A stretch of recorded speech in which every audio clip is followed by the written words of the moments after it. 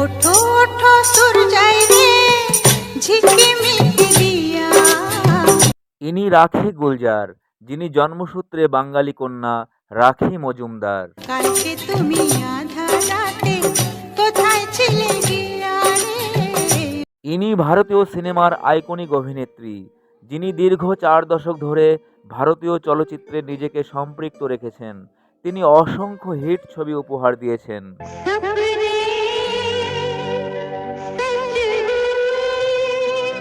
তার এই অভিনয় জীবনে মিলেছে 3বার ফিল্মফেয়ার অ্যাওয়ার্ড ও 1বার জাতীয় চলচ্চিত্র পুরস্কার। ভারতীয় চলচ্চিত্রে তার অসামান্য অবদানের জন্য 2003 সালে ভারত সরকার তাকে পদ্মশ্রী সম্মানে সম্মানিত করেন।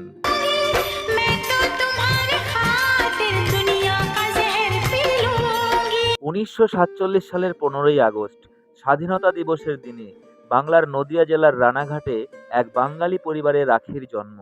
ছোট থেকেই অভাব অনটনের সংসারের মধ্যেই বড় হয়ে ওঠা।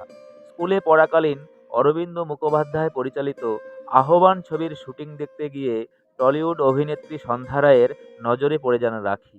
তারপর সন্ধ্যা রায়ের হাত ধরেই গ্রাম ছেড়ে রাখি পাড়ি দেন কলকাতায়।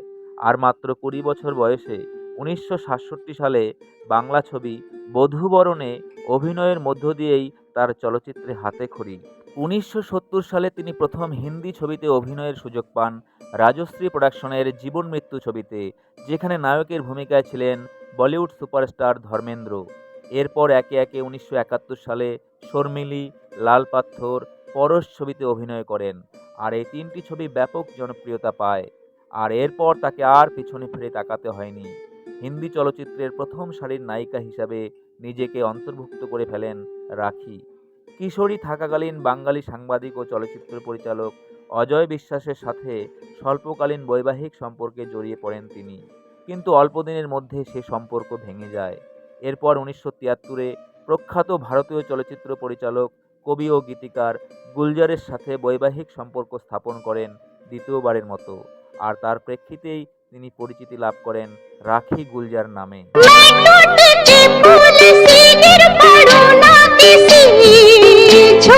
এই জনপ্রিয় অভিনেত্রী সেই পিরিয়ডের বেশিরভাগ বলিউড সুপারস্টারদের সাথে নায়িকা হিসাবে অভিনয় করেছেন। তবে বলিউড অভিনেতা শশী কাপুর ও অমিতাভ বচ্চনের সাথে তার সেরা জুটি ছিল।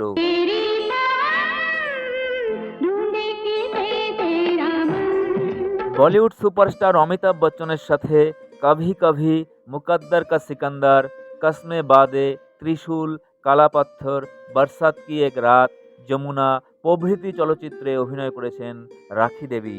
একজন দক্ষ অভিনেত্রীর পাশাপাশি রাখি খুব ভালো গান গাইতে পারতেন।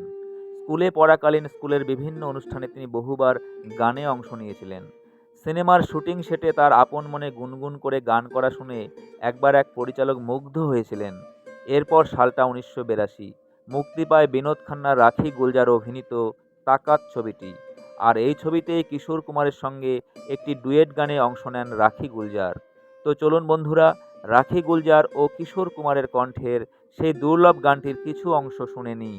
तेरी निंदिया तो लग जाए आग रे ओ তাকাত ছবির এই গানটি লিখেছিলেন আনন্দ বক্সী।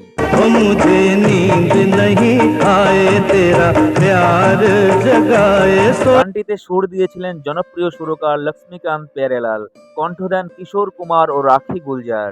इतना जरूरी क्या काम था, हाँ, जो निंदिया से मुझको जगाया। এটাই ছিল কিশোর কুমার ও রাখি গুলজারের ডুয়েট সং তাকাত মুভিতে। यहाँ देखा है मैंने काला नाग काला नाग?